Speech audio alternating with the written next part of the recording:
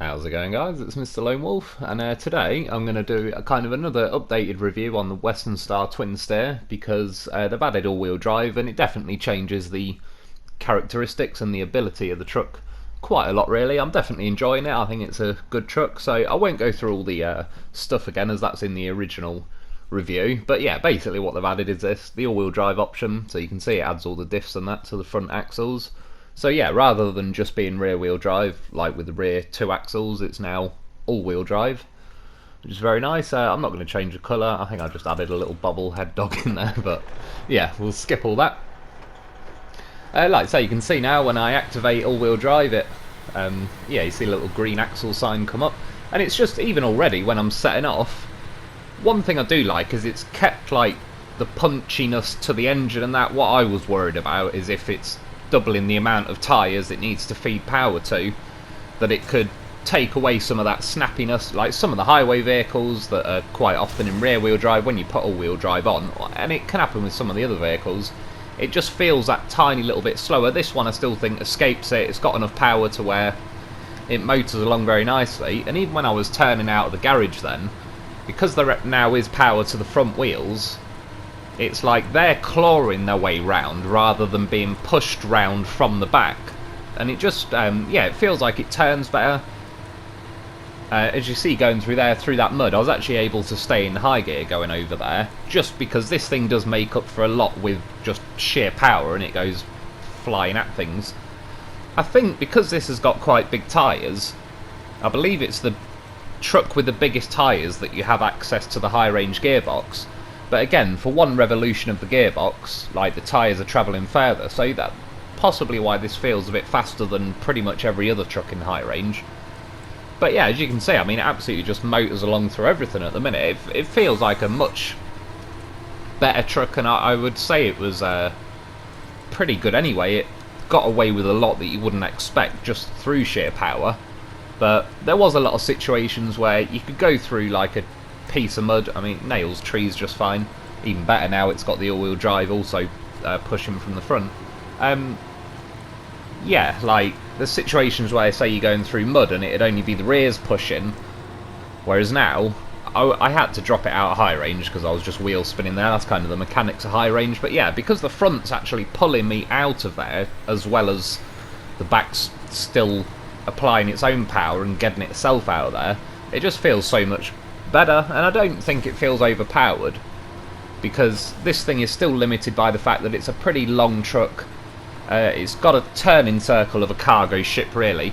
It's not necessarily that the turning is bad on this, or the steering angle or anything. It's just, as I said before, the fact that it's so long, like the pivot point, you're steering from the front, but because the back's pivoting, it's like, imagine the hand on a clock. It's kind of, the front's just so far ahead of the back that even if you could turn the wheels 90 degrees, it'd still have a pretty big turning circle just because of the length of it. But yeah, it just, like, it does feel a lot better, a lot more, like, it's very decent now off-road. It also can tip, I wouldn't say easily, like, but it's definitely tippable. It's not one of the most untippable vehicles in the game. So yeah, it's still limited to a degree. Like on the Amandra map, for example, it'd go along quite a lot of the off-road bits just fine now. I've tried it, but yeah, if you tried to go up some, like, windy mountain road that tips a lot and stuff, then yeah, I wouldn't recommend this as the best vehicle. But even going through here now, I mean, normally I was in a low range with the diffs on then. I was testing it out in auto. It's not bad, it still goes along just fine in auto, but I'd say overall low range with the diffs on, now it has got all-wheel drive, was better. It calms down on the fuel a bit, and yeah, it was roughly the same speed. But before they've added all-wheel drive, I wouldn't even want to attempt that Black River crossing, and I'm sure the Twin Steer would get over there, but it'd definitely be low range diffs on with just the rear wheels going. Yeah, because you're kind of pushing the fronts like shopping trolley wheels where there's no actual effort in them themselves, it sometimes you could, like, I don't know, it's the more you were pushing from the back, it was just digging the front in, whereas, yeah, like I said, now that they're actually powered themselves, they claw their own way out, And even before now, I've said before, there's a guy called Timmy Gunn that like loves driving this twin steer. He's set some pretty rapid times on like the container contest on Drowned Lands, probably all the contests to be honest. And yeah, this thing is a pretty good contender. Even that container contest, this in Drowned Lands, this sets the best time. There's a contest in Smithville Dam where this is rapid, but especially now that it's got, yeah, all-wheel drive, like little things like going up here, I don't stall in high there, whereas I bet money I would have before if I had just rear-wheel drive, because even though had the momentum to get out there quite nicely, once it's just pushing from the back and I start tilting up, like the front starts getting most of the weight as I peak over that hill, it'd lift a lot of the weight and thus like the ability to put the power down on the ground off the rear, and it'd slow down a little bit like it almost tried to do then. And yeah, I've always liked the twin steer for how nicely it just settles into high range and goes tearing off through the terrain. But just, yeah, little things like pulling myself up that little bump there, it just feels more in control, like it's actually, yeah, the front's really trying to help the situation. Again, if I was trying to bump up that bump with just rear wheel drive, I'm sending, yeah, the whole front beyond the rear axles is just lifeless, and you're trying to make it go a certain direction, but you only got the power heading in from the back. So as great as it was, it had its limitations in that sense. And yeah, I believe that's a pretty quick time. I'm not saying it'll be the best ever. I only did one go at it, but sorry, actually I did two. I did one a bit earlier in the night. Yeah, 1 minute 50 though, that's pretty quick. Not too bad for the money. There is better contests overall that you could repeat anyway. But this lap of mud around this drill site is a bit of a tricky sod for quite a lot of trucks. They can bog down in here. Most of the best trucks that are all fully upgraded are fine, but again, before now, without all-wheel drive, I really wouldn't fancy my chances doing a lap of there. And I'm not saying it wouldn't do it.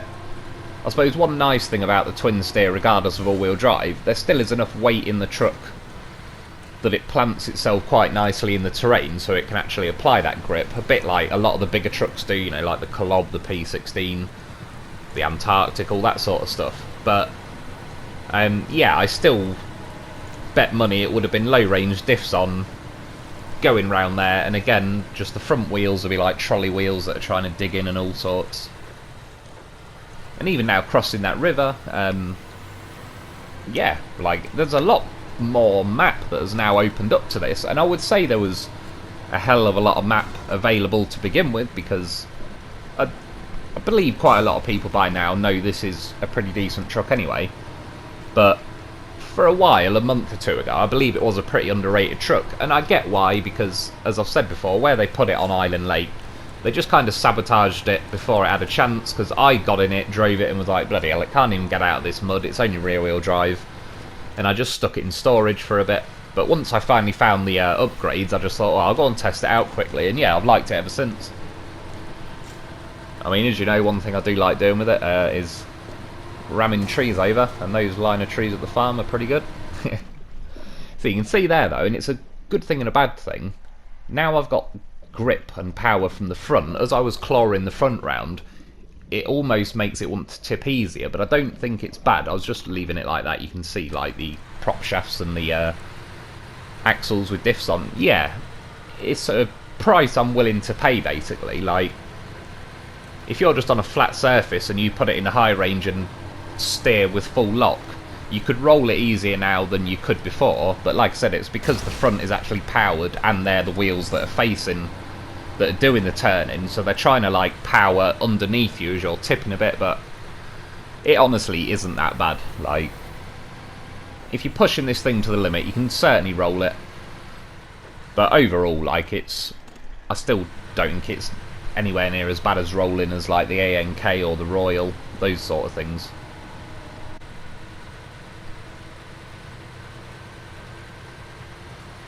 And yeah, even like climbing up here, again, I'm not I can't even remember 100%. I remember when I did this review for this, but because it was quite early in the list of reviews I did, obviously as the reviews went on,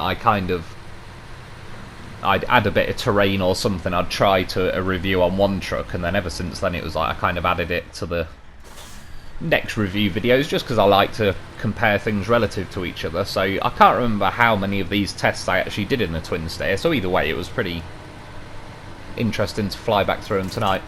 I've just about managed to keep the video under 40 minutes, which is what I was aiming for, because I suppose to a degree it is another full review, because it does change the character of the truck a hell of a lot, especially within the mechanics of this game and everything. Quite happily as well, it jumped over there. It was a little bit... I won't worry about the damage for now, because I've jumped over this wall many times. Sometimes you can jump over without getting any damage, other times it absolutely deletes the crap out of you. So yeah, I'll ignore that for now, but it did officially get over the wall, which was my main that's my main attempt, my main concern. And as I was going through these trees, I was almost going to edit this out, but I thought, yeah, it's a review, it's gameplay, I'll show you how it goes. All I was going to say though is, given the size of the truck and the length of the truck and everything, I wouldn't be trying to cut through these sort of trees like I would with a more compact vehicle. However, even though I have got a smashed suspension, the fuel tank doesn't really matter, there's at least one tyre that's burst though as well. It still pushed its way through there, especially considering how wide it is and tall. Like, I had to ram my way through quite a lot of branches there that other trucks had duck under and all sorts. So overall that is pretty damn respectable, especially again that it's quite damaged at the time when I did it. I'm going to skip the cargo turn-in circle test, because the turn-in circle is just the same. I'd end up having to do a 5-point turn with the cargo and to get back out the yard, but other than that, yeah, it hauls cargo very nicely. Obviously 4 slots. You can't have any trailers or anything still, which I think is a little bit of a shame, but it's not the end of the world. You can get a ramped flatbed and winch it to the back of this, as I've shown before, and I wouldn't necessarily recommend it, but you could reverse under a semi-trailer and essentially winch it and kind of lock it onto the back of your truck. Again, I wouldn't recommend it for some serious missions, but in a squeeze you can get by with it. But yeah, if you have a ramped flatbed towing behind you, there's still 8 slots of cargo, and it does mean you've used your winch, but it is what it is. A lot of trucks have got certain limits. That's one of this thing's limits. It's got no trailers. I just left that little bit in though, because after I turned the corner, obviously I had to do a little bit of reversing just to make the corner, but I was able to get into high range and motor through there pretty nicely. And again, now it's split the yeah, it doesn't feel like it's split the power, which is nice. It just feels like it's doubled the, I don't know, power options, the points at which you can put power down on the map. So obviously you've now got 4 lots of wheels up front doing the gripping and the pulling as well. So yeah, it feels sort of win-win. There's like, that's what I didn't want to sacrifice, was the feel of the sheer power of the twin steer. And if it did make it feel wrong and all different, I would just remove the all-wheel drive off. But no, I'm definitely keeping it on. It's well worth it. There's not really, maybe, I've not really checked to be honest, maybe the fuel goes up, the fuel consumption, if you've got all-wheel drive, but I really don't care about that. This actually has a very decently sized fuel tank.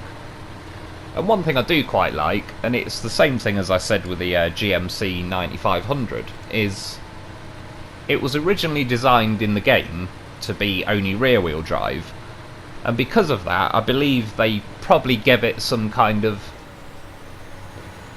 hidden, not bonuses, but just not limitations, like some things like the Dolphin and that, or loads of trucks that are all-wheel drive that are very good and very capable. You can feel they've been limited in some other way, whether it's like the Dolphin's been limited with fuel, the Voronggrad isn't the heaviest, the Taiga, I don't know, the Taiga's pretty good all round, but it doesn't specialise in anything particularly, but it's a very good truck regardless. Yeah, whereas then when you got stuff like the GMC, it was already limited by the fact that it didn't have all-wheel drive, so they didn't need to add all these arbitrary limiters like, you know, high friction values on certain surfaces and all the rest of it. And because they never planned on having all-wheel drive, yeah, it just got away without those limitations, and then now it is all-wheel drive. They haven't treated it with the same strictness that they did with some of the all-wheel drive stuff that was originally in the game. And it's kind of the same issue with this, I think. And again, it's a good thing. I certainly don't think they need to nerf this or change anything. It's a very good update and overall positive characteristic to the truck. But yeah, because it was originally rear-wheel drive, just things like, I suppose, it does have a massive fuel tank, it does have a hell of a lot of power, it's got massive wheels, it's got a pretty good set of options for the wheels. I can't remember if you have to go to the smaller set or not, but you can have dual rears, I believe, or singles. Yeah, you got chained, all sorts. Obviously it carries its own cargo, it's got very nice headlights, just all sorts of things that are pretty good about it. But like, say if they added all-wheel drive as an option from the beginning, I'd probably bet money straight away they would limit the fuel down to like 250 maybe or something, just because I think they'd class it as too complete otherwise.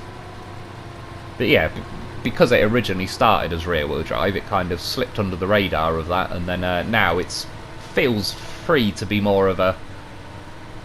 Yeah, I enjoy trucks in this game that feel quite realistic. I know, like, some people have said I'm looking for more arcade mechanics, and personally I don't think I am. I just think some mechanics of this game have been taken beyond simulation for the sakes of difficulty, which is cool, and I understand. I'm not necessarily saying it's a bad idea, but there's just, now I've completed a lot of the game and everything, yeah, sometimes it's just nice to feel like a realistic truck in some ways.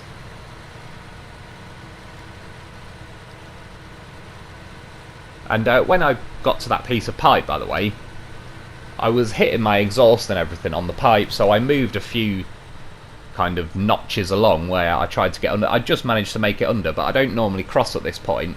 I can definitely say now, though, or I'd certainly put money on it, if I didn't have all-wheel drive now, I would be getting stuck here.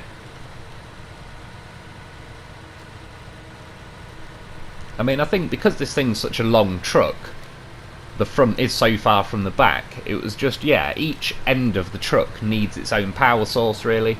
It'd be a little bit, I suppose, on a big scale. You imagine, like, a train that's got 40 carriages in the middle. They normally have a train, like a motor at each end of the set of carriages. They don't always just have one at the front. It's like, it's kind of helpful to have it pushing from the front and the back. That's what she said, and I can't argue with that. Again, going through this mud, the Devil's Mud, as it seems to have been coined. Even if it... Oh, well, I really don't think it would have made it down the section I drove through before, but yeah, there's a lot of the map now you can actually take on. But again, it still doesn't feel overpowered. There's stuff I could get through that section in easier than that. And then now I'm going up into the mountains. Yeah, if I wanted to come up into the mountains and take a truck that definitely wouldn't roll or has a lot less chance, I wouldn't bring this. That's not to say it's terrible, it's just one of its limitations. It's pretty weighty, this truck, but it's more weighty from the back. Like, there's a lot of weight obviously in the chassis at the back, there's no truck at the back, but the front does feel less weighty, or it's spread out between the cab and the wheels, so if you're going to tip, as you can see it slightly, it's like it's the cab and that take you with it. The back in and of itself is pretty planted. And yeah, I mean, there, as for rolling over, if you just tip to the side, you're going to land on your side. You ain't going to make it all the way over. But as far as rolling down the hill, once it actually lands back on its wheels, because there is, particularly in the back, quite a lot of weight low down. Yeah, overall tonight, I rolled it, I don't know, 5 or 10 times tonight, and I'd say more often than not, I did actually make it back to my wheels, as long as it was a proper roll. If I just turn around a corner and tip to the side, then yeah, you'd very rarely make it back in that situation. And in the end, I decided to kind of cut up this way up the mountain instead of just trying to go exactly on my original route, because, as I said, I wouldn't recommend bringing this thing into like mountainous, tippy, windy roads or anything anyway. I wouldn't say that's where its strength lies. Obviously situations like that you're never going to get around, it's just the length of the truck, the distance between the rear and the front axles. You're going to beach it in situations like this. And to be fair, it didn't take a hell of a lot to get out of it. I was still sitting like horizontal and I needed to kind of skid myself sideways and yeah, get more wheels planted on the ground, so got out of it pretty easy.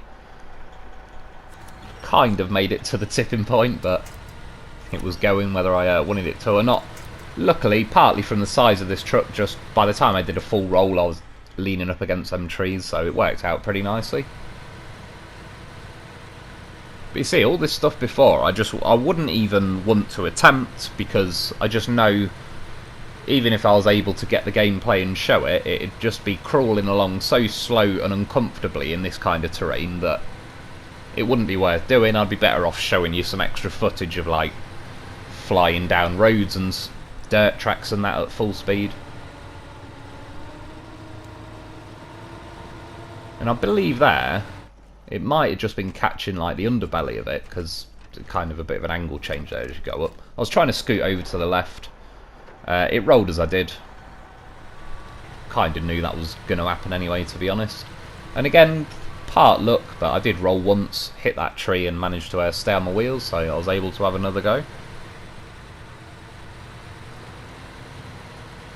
You see, having those fronts already clawing up, I would say definitely makes a difference on this one. Even low range diffs on without a wheel drive, I'm not sure it would get up here. And I wouldn't even want to get it to here to find out.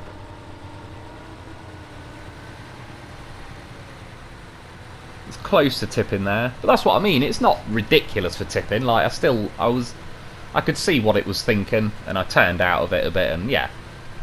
Like, I wouldn't say it's ridiculous for it.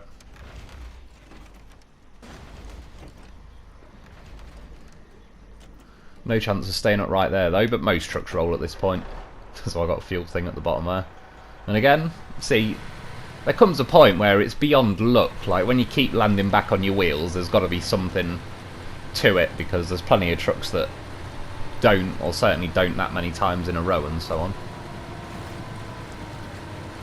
That post there I've just hit, by the way, that used to be able to get knocked out of the ground. I don't know, since the update it seems to be absolutely solid again, but I've definitely smashed it out of the way multiple times. That's why I so confidently just went for it then, and then face planted it. But you see there, like, as the back end dipped into that water, that's where it'd really get you before, because that's my source of power, that's my application of power, and it's now sat in the worst bit, like down a dip in boggy water, and the front would just be dead weight. I'm trying to push uphill almost at that point, but yeah, having those fronts to claw out of it.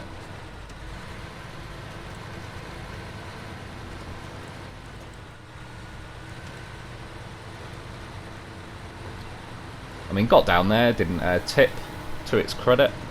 Probably do need to have a bit of a clean up. I know, I sort of get why they don't, but a recover trailer option would be pretty convenient to me at this point, if I'm honest.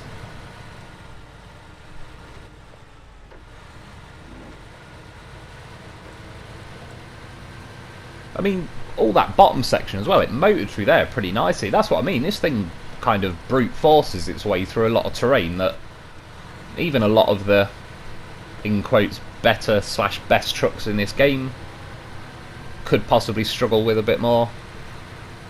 I honestly thought it tipped then, that's why I got the loaf there ready as like a winch point. And I was kind of surprised now, it's actually, you can see the rear tyres were jiggling a bit. I mean, maybe this is where you can feel the split of power. But that said, the fact that the fronts have actually got power to begin with now. I mean, I did get up there in the end, but I was definitely on the edge. I did winch to the low for a second, but I could also approach that hill at a bit of a squarer angle. Like, I've done it before, and that I just went for it as I was turning. So overall, I can kind of let it off that. I reckon I would have been alright there. I reckon eventually I would have been okay there, but To be honest, I was just being impatient. I didn't even think about it. I just stuck a winch on the post just for like a split second to get my momentum again, and we're off. But that's another situation where I highly doubt it would have been of too much use before. And at this point I thought, well, it's not going to get up here if it was already umming and ahhing about getting up the first two quarry hills. And yeah, low range diffs on. Obviously, I mean, if you wanted, it's certainly an option with the off-road gearbox. Low range 3 options. I honestly, out of most trucks in this game, it'd almost be a crime to not give this the high range gearbox, just because it motors along so nicely in high range across so many terrains, and especially now that it is all-wheel drive and I still have the low range diffs on option, I can handle going through the odd little section with just the basic low range. I mean, in some situations the high-low can wheel spin anyway, so the medium-low is definitely, it'll get you by, and I'll make up for the, yeah, I'll make up on the faster sections. So to its credit though, it got up that quarry hill on its own. One of the very few trucks where I didn't need a loaf in its little loaf hole at the top, pulling it up. And yeah, rolled it as I come off there. One nice thing though, because it's just a permanent cargo carrying thing as it is, I was able to remove all them cargo things.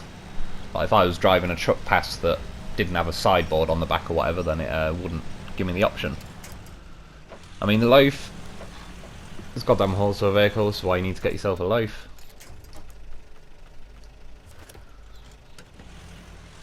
So the front end was kind of nudging against that tree a bit, so I pulled myself backwards, pushed the twin steer back, but again when I tipped it, the front bumper of the twin steer is now catching on that tree, so it doesn't matter how hard I pull at that point, it's just going to have none of it. You see, the loaf's got more power than it gets credit for. Once it likes to really dig in and grip. I'd say there's a lot of scouts, particularly, a lot of trucks that probably wouldn't be able to do that. See? It's goddamn professional. Twin steer saved.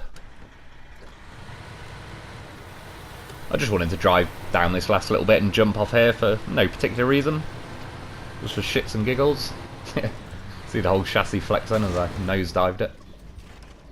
And yeah, that's what happened. Recovered to Zimnogorsk.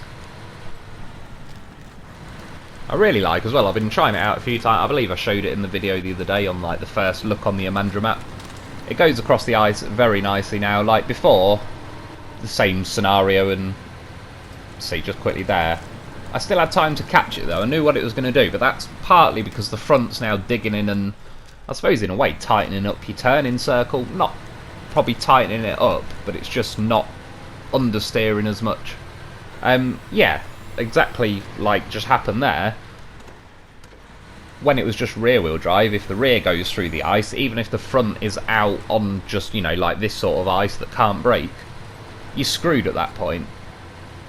Whereas now, because it can grip from the front, especially with the speed of this thing, you can almost punch the front end through the ice and out the other side with the back, and then once you're out the other side, use the front to get back out of there. So yeah, crossing the ice has been a lot more decent, doable, like chanceable.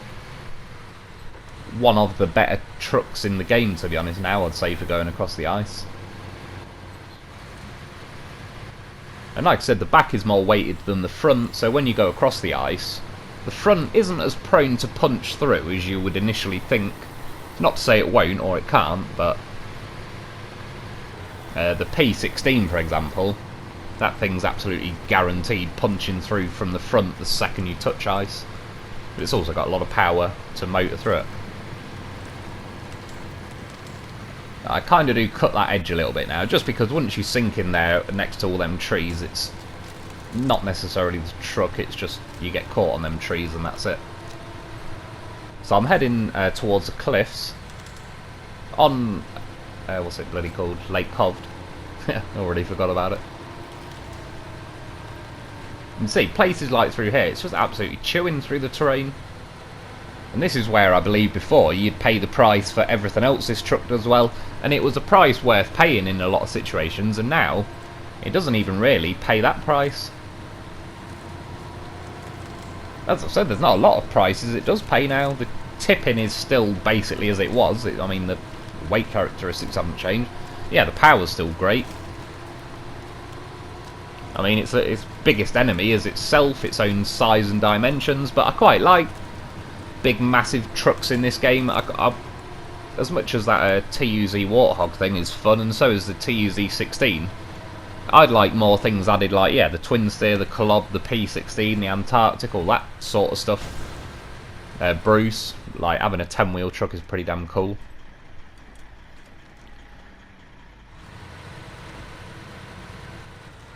And I mean, it made it pretty well there. I caught the inside rear wheels basically on the corner of that rock, but I'm fine with that because that's better than sending the front end off the cliff. And I actually made it through there. And I did switch from high range to, you know, auto and low range and whatever, but the point is it has the options now. It's nice, like, when you get the vehicle, you can obviously have it just as rear wheel. No diffs, all wheel no diffs, all wheel with diffs. With the high range and low range gearbox. Like, rather than the advanced special or whatever. And I do like the advanced special, but it would kill the magic of this thing if it had those gearboxes. The fact that this thing has high range options is very nice. And I mostly stopped here. Well, I cut a bit out because, yeah, I smashed the suspension and a tyre up. But then in the end, originally I wasn't going to leave this in the video, but as you'll see, did better than I thought.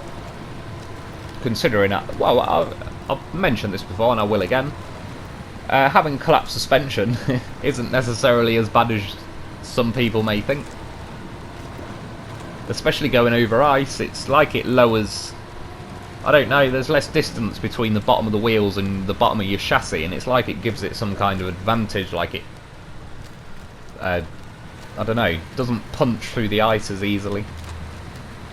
It's just gut feeling and the general feeling I've had from it anyway. I can't quite pin it down and put it into words or guarantee it or show you the how and why of it. Feels like that, but it certainly does.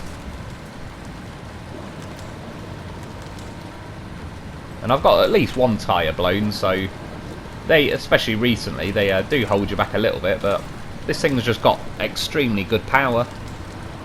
And like, as you can see, it just bullies its way through so much stuff that, yeah, it's quite a nice feeling. As I've said before, there's sometimes I want the challenge of the terrain, and other times I want to feel like I'm absolutely kicking the shit out of the terrain and I'm dominating the terrain and I'm flying around. It's like the train's not holding me back, I'm just, yeah, annihilating it. And this is one of those trucks that already before felt like that in a lot of situations. Now it feels like it in even more. And see, now it just be absolutely tapping out like I'm screwed. Especially in the ice when those rears have gone through. There'd just be no hope, but yeah, as you can see, like the front's pulling its way round sideways and that. I was able to get my fronts on the bank, and as soon as they're on the bank, like the back has no choice. That's following along.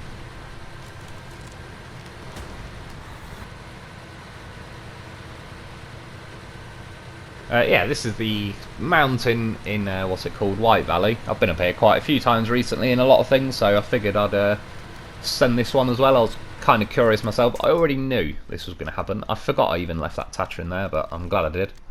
Well, I didn't end up using it, as you'll see, but still. Moral support, Tatran. Yeah, I mean, landed on my wheels again, so like I said, there's only so long before it's beyond luck. And it obviously, like, the weight characteristics have got to be fairly low down in this truck. Certainly for the rear 3/4 of it. Like I said, I don't think the cab up high is particularly weighty, but it's just not. All the weight isn't concentrated low down in the front like it is at the back.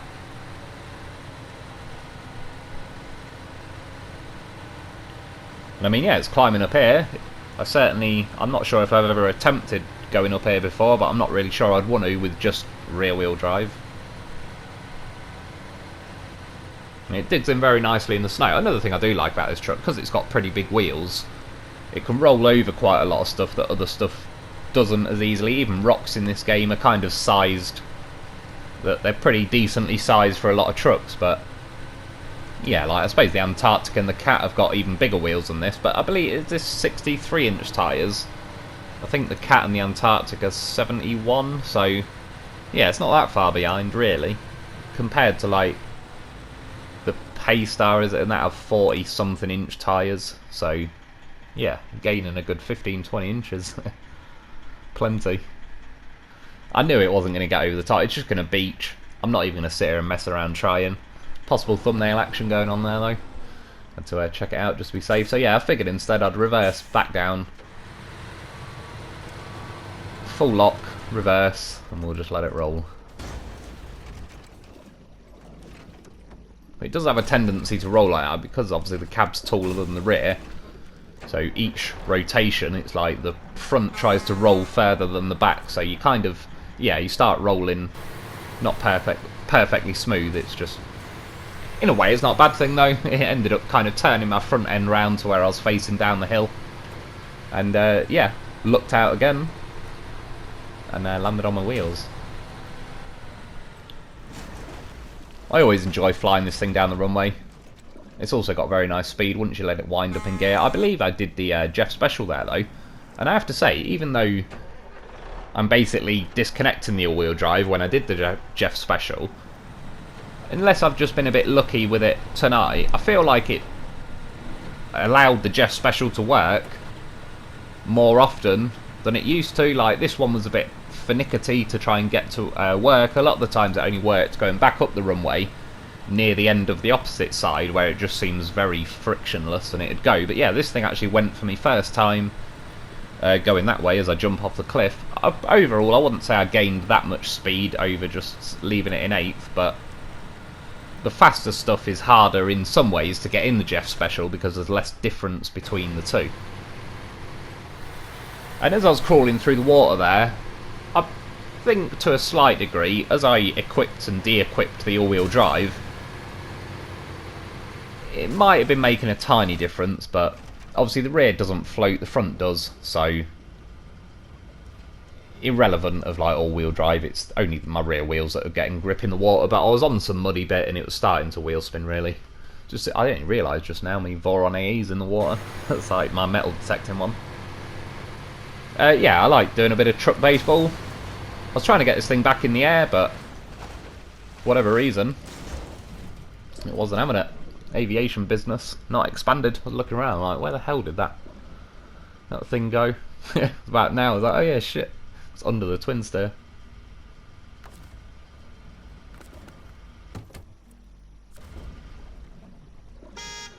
It is still being a little bit trollish as you change trucks and that if you press up on the D-pad, but as long as you press sideways on the D-pad it seems to be fine, so I can live with it for now. It's a minor inconvenience. Yeah, long story short, it's a better, stronger truck. It's like I said, how Azov Dolphin is like Dolphin the sequel. This thing is Twin Steer the sequel. It's just better, faster, worth getting, more capable, more fun. I like how the front just grips and pulls its way around terrain more, and overall, yeah, it's always been one of my favourite trucks, and it's certainly not lost any of that magic since having the all-wheel drive added. I was just looking there, £5,500, but obviously you find it for the twin steer, so I equipped it for free, but that's how much it costs. Overall, I think the truck now is setting me back about 178 odd grand, which isn't that bad really, considering the engine's like a good 20 odd grand. I think the suspension is 10 grand, the wheels are about 7 grand, the winch is 22 odd grand. 118 grand, yeah, not too bad. Obviously there are cheaper trucks, but there's also more expensive trucks. It's cheaper than like the Antarctic and the Derry. Reading that description as well, I've never read it before, but it basically says it, you know, as it doesn't have all-wheel drive, you'd expect it to struggle, but it makes up for it with a lot of power, blah blah blah. Yeah, it still has that, but it now has all-wheel drive, so it's genuinely a pretty strong contender in this game and a lot of fun, while not feeling like broken or easy mode or anything. So yeah, it's definitely worth getting. I'm going to put my favourite bumper back on, but that's about it for today. I hope you enjoyed, I hope that helps. Thanks for watching, get a twin steer, and I'll be back soon.